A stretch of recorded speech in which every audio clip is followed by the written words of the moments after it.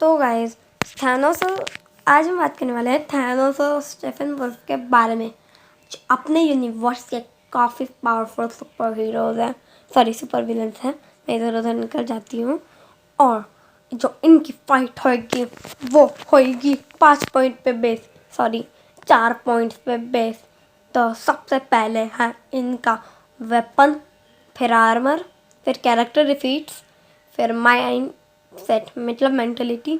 तो Stephen wolf का armour किसी अननोन एलियन टेक्नोलॉजी से बना है और जिसके पास कांटे भी है, जिसको जो है हमेशा मूव करते रहते हैं। और इसके पास स्पाइडर जैसा दिखने वाला एक गैजेट भी है, जो एनिमी के माइंड में क्या चल रहा है उसकी इमेजिनेशन स्टीफन वुल्फ को दिखाता है।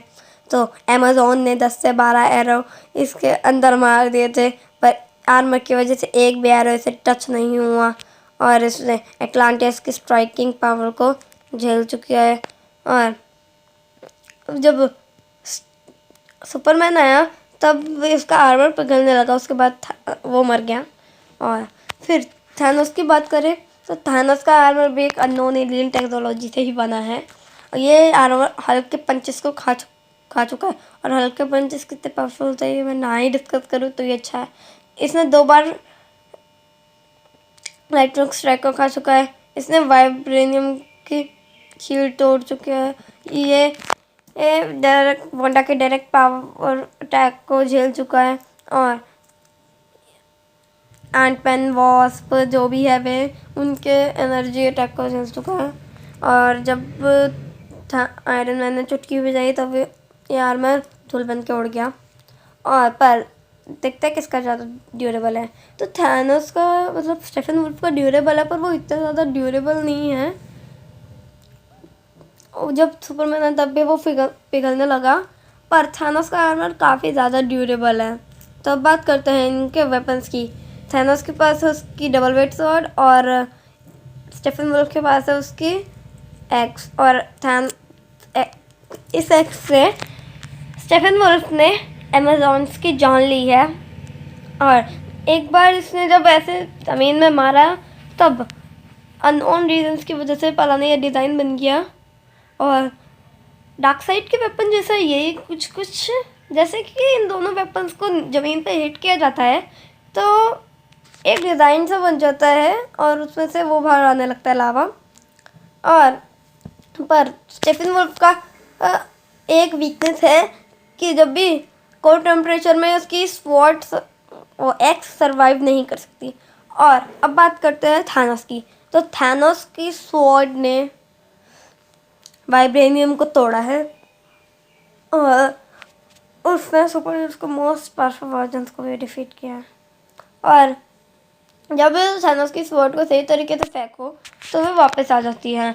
और इसने और पर वेंडर ने इसे तोड़ दिया तो थोड़ा सा मतलब नीचे से। और ये स्वॉर्ड ने इसका मरते दम तक साथ दिया और इसने इस स्वॉर्ड से स्टोन ब्रेकर के उसको ब्लॉक कर दिया है। और इस वाइब्रेनियम को तोड़ा है, सुपर इसको हीरोज के मोस्ट पावरफुल वर्जन को भी डिफीट किया है। और थानोस की स्वॉर्ड का कोई वीकनेस पार्ट नहीं है, पर स्टीफन वुल्फ की स्वॉर्ड का कोर टेम्परेचर वीक पॉइंट हमेशा से ही रहा है। तो थानोस की स्वॉर्ड तो कहीं से भी वीक नहीं लगती। तो इसने कई बार तो इसका पॉइंट जाता है हमारे प्यारे थानोस को। तो अब बात करते हैं इनके कैरेक्टर डिफीट की। तो थानोस ने हल्क को डिफीट किया है और उसने डिफीट किया है। और इसने कैप्टन अमेरिका, तो बहुत लोग बोल रहे थे यहाँ पे पावर स्टोन का यूज़ हुआ है, पर पावर स्टोन हमें यहाँ पे कहीं ग्लो नहीं हो रहा था, तो हम ऐसा मान के चलते हैं कि थानोस ने खुद किया है। और थानोस ने गमोरा को भी हराया जो deadliest women of the universe थी। और उसने कैप्टन अमेरिका को नॉकआउट किया है 2 बार और थॉर को भी 2 बार किया है नॉकआउट से। उसने कैप्टन मार्वल और आयरन मैन को भी किया था, पर तब यहाँ पे पावर स्टोन यूज़ हुआ था। तो अब बात करते हैं स्टीफन वुल्फ की। स्टेफन वुल्फ ने अमेज़ॉन्स की जान ली है बड़े आराम से, और इसने एटलांटियंस, मीरा और उनके कुछ गार्ड्स को कर दिया बराबरी की। और साइबॉग तो उसके सामने खड़ा था पर उसे कुछ ज़्यादा कुछ नहीं किया इसने। और आपको पता ही होगा इसने सुपर हीरोज़ की मोस्ट पावरफुल वर्जन्स को बीट किया है। ओह माय गॉश, जैसे कि कैप्टन अमेरिका विद म्योनिर। ये बार मैं क्यों बोल रही हूँ मुझे खुद नहीं पता। और स्टेफन वुल्फ ने ये साइबॉग को भी मारा पर उससे ज़्यादा कुछ नहीं हुआ और उसके सामने खड़ा था। तो अगर उसको सुपर हीरोज़ को मारना होता है, जैसे कैप्टन अमेरिका और आयरन मैन तो बहुत थक गए थे तो वो कब का मार चुका होता, पर उसने ऐसा नहीं किया। वेरी गुड, बहुत अच्छे। वैसे तो उसने कैप्टन मार्वल और आयरन मैन को भी डिफीट किया है पर वहाँ पे पावर स्टोन यूज़ हुआ था। तो अवेंजर्स जब सुपरमैन आया तो तब तो बात ही बन गई। वैसे थैनोस क्यों, तो इसका पॉइंट जाता है हमें थैनोस को। अभी 0 है, अभी 1 पॉइंट कर लेगा तो कुछ नहीं होता। तो अब बात करते हैं इनकी मेंटलिटी की।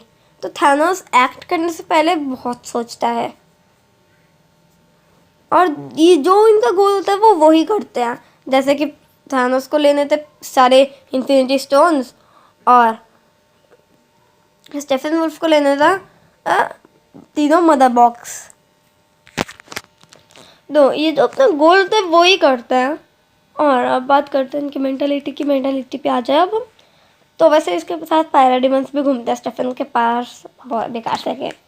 और जब और थानोस बिना किसी प्लान के फ्यूचर में आ गया तो थानोस के ऊपर स्पेसशिप दे मारी पर उसे कुछ नहीं हुआ, काफ़ी ज़्यादा ड्यूरेबल है। और इसने डायरेक्ट वांडा के अटैक्स को फेस किया है। इसकी मेंटलिटी बहुत ज़्यादा है। जब भी फ्यूचर में आ गया तब भी इसके साथ ब्लैक ऑर्डर, चित्तौरेज, लेवाइथन, आउटराइडर्स की आर्मी थी। और जब ये कलेक्ट करने निकला इन्फिनिटी स्टोन्स को तभी ऑडिन के डट के बाहर निकला, क्योंकि इसे पता था अगर ऑडिन के सामने निकलता वो तो ऑडिन उसको पता चल जाता और ऑडिन उसको कब का मार देते हैं।